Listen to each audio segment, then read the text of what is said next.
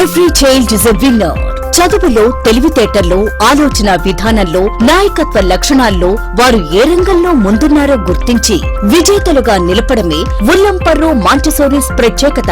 IIT entrance కు సంబంధించి JEE mains లో సంచలన విజయాలు సాధించిన ఉల్లంపర్రు మాంటెసోరీస్ విద్యార్థులు సిహెచ్ మోహన్ కిషోర్ 99.6 తో ఉభయ గోదావరి జిల్లాలో Tirumala college topper, D Dinesh 99.3 తో Palakollu topper, T Divya Srilakshmi 97.1, N Anusha 96.4, A Aditya 95.5 IIT toppers తో పాటు ఏ కేటగిరీలో రంగరాయ మెడికల్ కాలేజీలో సీటు సాధించిన మా విద్యార్థిని ఏ కార్తీక. అంతేకాకుండా మరో 10 మెడికల్ సెట్లతో పాటు 8 మందిని చార్టెడ్ అకౌంటెంట్స్ గా తీర్చిదిద్దింది ఉల్లంపర్రు మాంటెసోరీస్. పాలకొల్లు పట్టణంలో ఉన్నత విద్యతో పాటు భవిష్యత్తులో బాగా సెటిల్ అవుతున్న వారిలో అత్యధికులు ఉల్లంపర్రు మాంటెసోరీస్ విద్యార్థులే. మీరే గమనించండి, సరైన నిర్ణయం తీసుకోండి. అడ్మిషన్ల కొరకు సంప్రదించండి మాంటెసోరీస్ విద్యా సంస్థలు Ullamparru. Phone 222206. Branches Ramaraopeta. Phone 224200. Kodigattu. Phone 228800. Good morning, children. This is Purushottam, faculty of Montessori School, Ullamparru. Today we are going to learn about electric current. So what is meant by electric current and what is the reason for most of the charges and how the electric current is produced. And next, in our daily life, what is the live example of discharge of charging? That means what is the live example for discharge of the most of electrons. See, in our daily life, the best live example for discharging is the transfer of charge from clouds to cloud, that is lightning. So lightning is formed due to the transfer of charge from one cloud to another cloud or cloud to air. That is the live example for transfer of charge. Okay, and generally we know that matter exists into 3 states: solids, liquids and gases. Okay, so based on the electrical behavior, solids are classified into conductors, semiconductors and insulators. Here insulators means the materials which does not allow the current passes through them, those are called insulators. And semiconductors means the materials which are allow the current partially to passes through them, those are called semiconductors. And now conductors. What is meant by conductor? The material which allow the current to passes through them, that is called conductor. So all conductors are good conductors of electricity. So through these metals the current is passes. So how the current is passes through these conductors? So this is done by, and this information was given by Drude and Lawrence.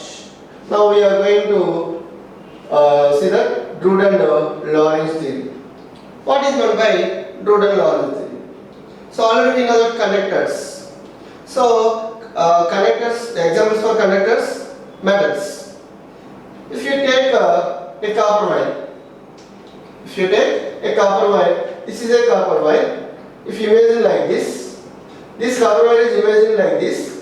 This is the showing like that it's along its cross-sectional area. So this conductor is in open circuit. Then what is the behavior of electrons in this conductor? That means the conductor is in open circuit. The motion of electrons are random. There is no move in specified direction. Okay, so the electrons in this conductor are random in motion when it is in open circuit. and some of the positive charges are arranged at a particular place. Those are called positive ions, those are called lattice. So when a conductor is open circuit, some positive ions are also present in the conductor. So the arrangement of positive ions in a conductor is called lattice. So these positive ions are fixed in their location. But electrons are moves in random motion when the conductor is in open circuit.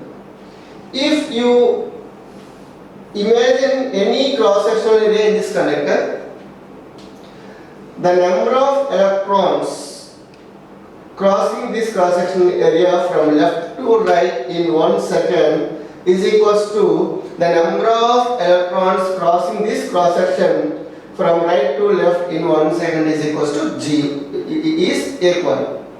The number of electrons crossing this cross-section from left to right in 1 second equals to number of electrons crossing this cross-section from right to left in 1 second. Here both are equal.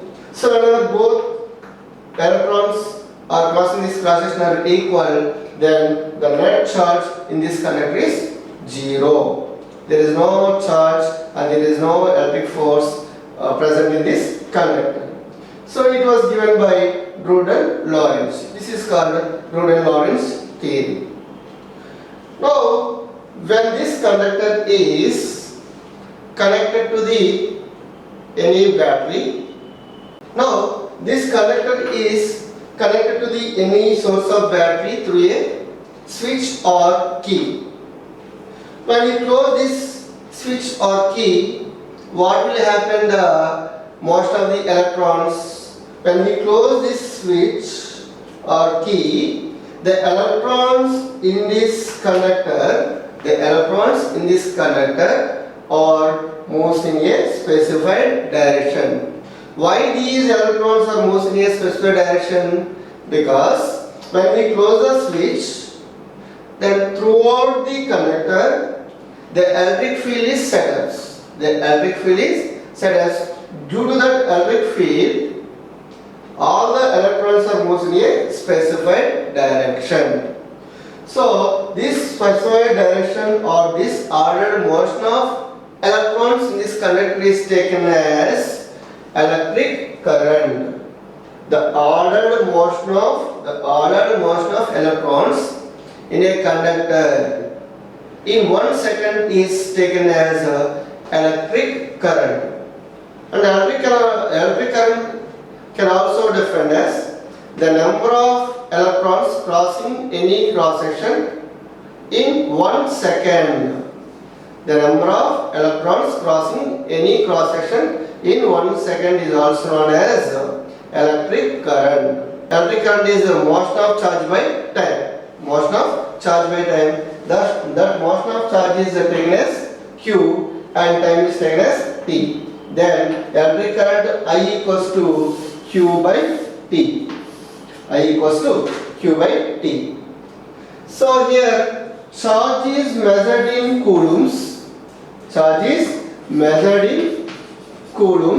And time is measured in seconds. So the SI unit of electric current is ampere. So according to this formula, 1 ampere equals to 1 coulomb by second. 1 ampere equals to 1 coulomb by second. So coulomb per second is called ampere. Okay. So this electric current measuring a circuit by using a device ammeter. So this ammeter is always connected to the circuit in series. So how the ammeter connected to circuit? The ammeter is always connected to the circuit in series. What happens if ammeter is connected parallel to the circuit? What happens if ammeter is connected to parallel to the circuit?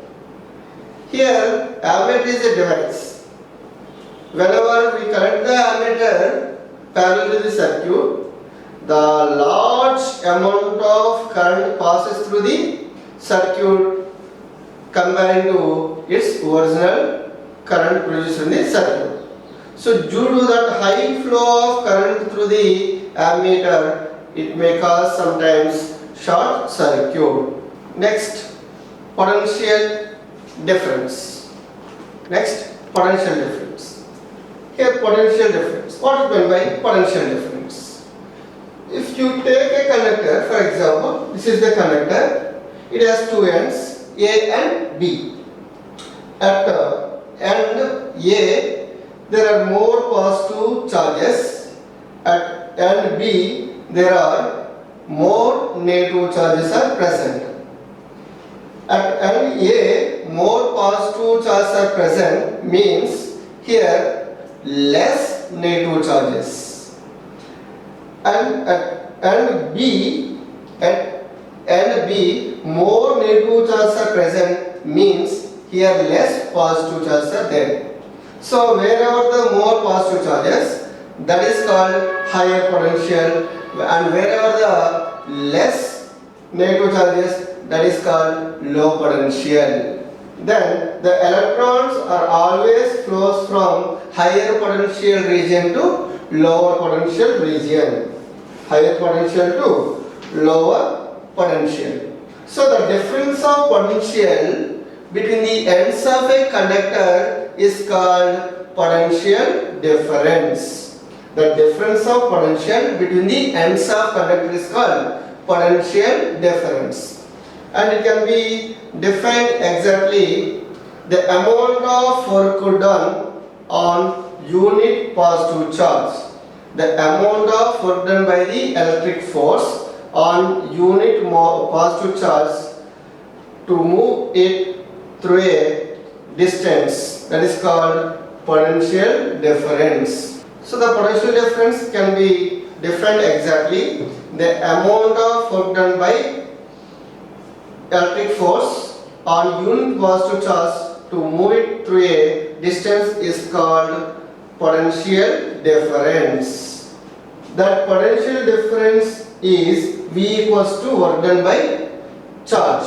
What is the meaning of work done? Work done is force into displacement. It is unit positive charge is moving through a distance L. That's why the electric force into distance by charge. Then V equals to Fe into L by Q. And here the potential difference is measured in volts. So the SI units of potential difference is volts. Volt means joule per coulomb. Why? Because work done by charge. Work is measured in joules. Charge is measured in coulombs. So 1 volt equals to joule by coulomb. Okay, this potential difference is also known as voltage. The potential difference is also known as voltage. And coming to electromotive force. What is meant by electromotive force? Electromotive force is defined as the amount of work done by the chemical force on unit positive charge to move from negative terminal of battery to positive terminal of battery.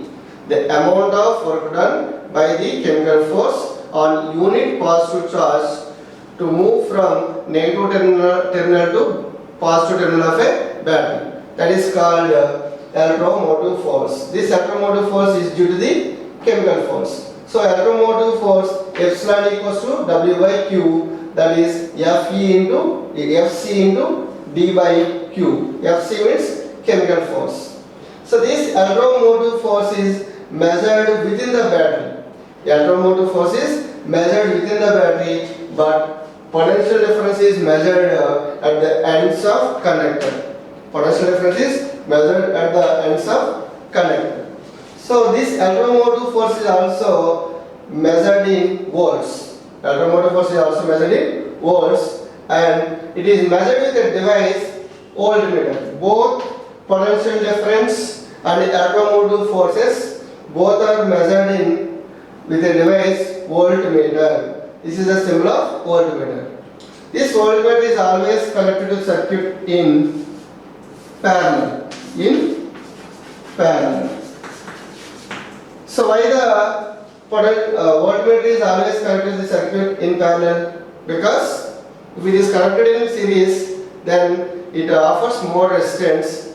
That's why the device will be damaged. That's why it is connected in parallel. This is about electromotive force. Electromotive potential difference is due to the electric force, and electromotive force is due to chemical force. Okay, both are measured in volts. Up to now we learned about potential difference and electromotive force. Is there any relation between potential difference and flow of current in the circuit? So here there is a conductor is connected circuit. The electrons are moved in a specified directions. So the electrons, they are moving in a specific direction. They are having a constant average speed. This constant average speed is called drift speed. That constant average speed is called drift speed.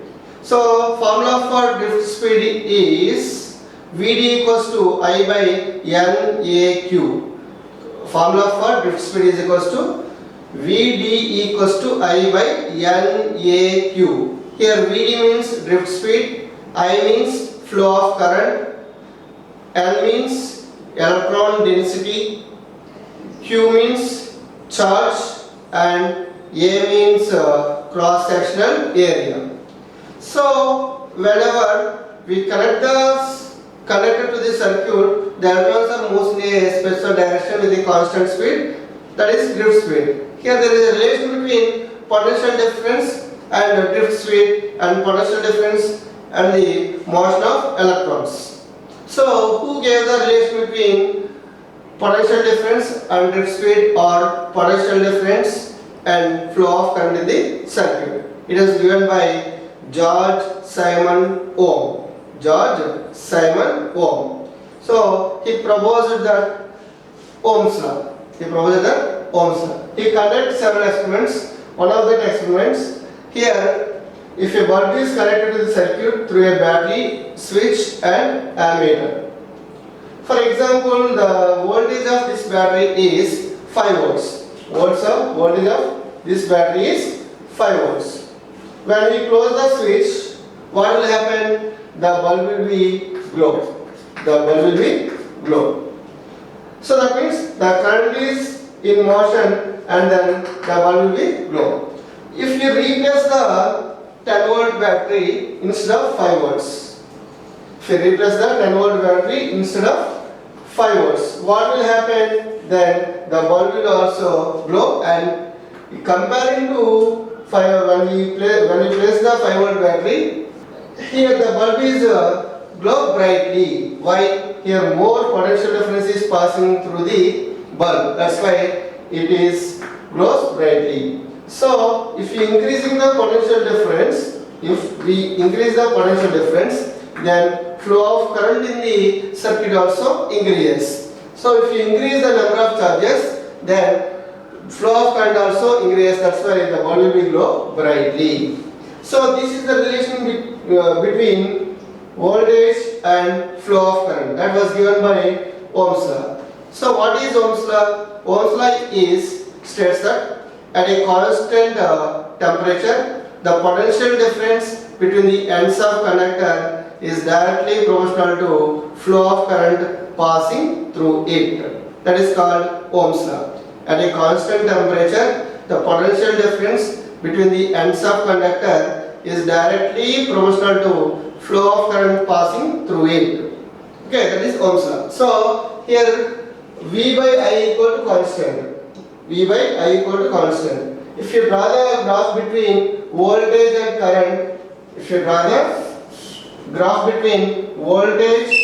current, we get a straight line. So it gives a constant value. That constant value is taken as R.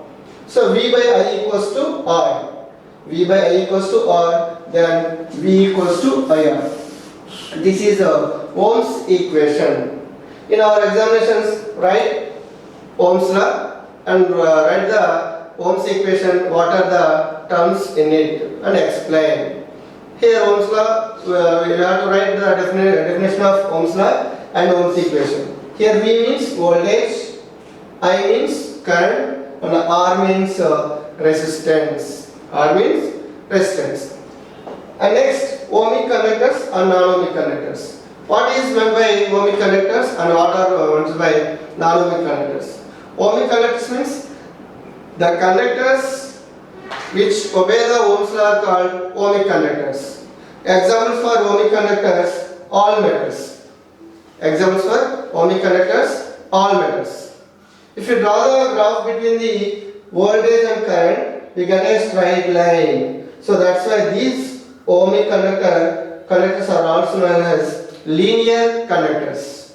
These ohmic conductors are also known as linear conductors. Why? When we draw the graph between voltage and the current, we get a straight line graph. So it is linear graph. That's why ohmic conductors are also known as linear conductors. And coming to non-ohmic conductors. Non-ohmic conductors means the conductors which does not obey the Ohm's law are called non-ohmic conductors. Examples for non-ohmic conductors are semiconductors, LEDs. Semiconductors and LEDs. If you draw the graph between voltage and current, then we get a curved graph. That means this curved graph is a non-linear. That's why non-ohmic conductors are also known as non-linear. So from this graph, which are taken on x-axis and which are taken on y-axis. On x-axis we have taken potential difference. On y-axis we have taken current. So this graph gives the information about which information gives this graph. This graph gives the information about the relation between voltage and current. Voltage and current. This is about Ohm's law. Understand? Next, resistance. What is meant by resistance? Already we know Ohm's equation. What is Ohm's equation? V equals to IR. V equals to IR. Here V is the potential difference, I is flow of current, and R is resistance. So resistance R equals to V by I. Resistance R equals to V by I. So resistance is defined as the obstruction of flow of current in the circuit is called resistance. The obstruction of flow of current in the circuit is called resistance. So resistance R equals to V by I. So already we know that V is means voltage or potential difference and I is current. So what are the units of voltage?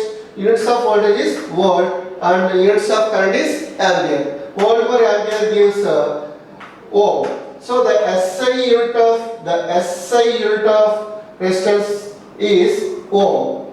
Okay. So ohm means volt per ampere. And next resistor. What is meant by resistor? Those materials which offer the resistance. Those materials which offers the resistance are called resistors. Okay. Here resistor is showing by using this graph. So like jigsaw. So this is about resistor. Next, factors affecting the resistance of a conductor. What are the factors affecting the resistance of conductor? Temperature, nature of the material, length of the conductor, and cross-sectional area. That is cross-section of area. So here these are the materials, these are the factors affecting the resistance. So when we make a circuit like this and leave a gap in between P and Q, and here voltmeter is connected to the ends of PQ in parallel and ammeter is connected to circuit in series. When we close the switch, the current is passes through it. Temperature. So if you place a bulb, then when we close the switch, then the bulb will be glows. Then here the filament of bulb is its temperature is raises. Its temperature is means it gives more light. That means that the resistance of a conductor is directly proportional to its temperature. And next, nature of material. If you take two or more wires made up of different materials, if you replace in this gap, then observe the flow of current in the circuit. in which material offers more resistance. Based on the nature of the material, it offers resistance. So the resistance of a conductor is depends on its nature of material. And coming to length of conductor. Take 2 or 3 wires made up of same materials but different lengths. One is 5 meters, the other one is 10 meters. The 2 wires are made up of same material but different lengths and take a constant temperature. Now replace the one by one. First of all, we replace the 5 meters wire. Close the switch. Note down the voltage and flow of current in the circuit. And replace the 10 meters wire.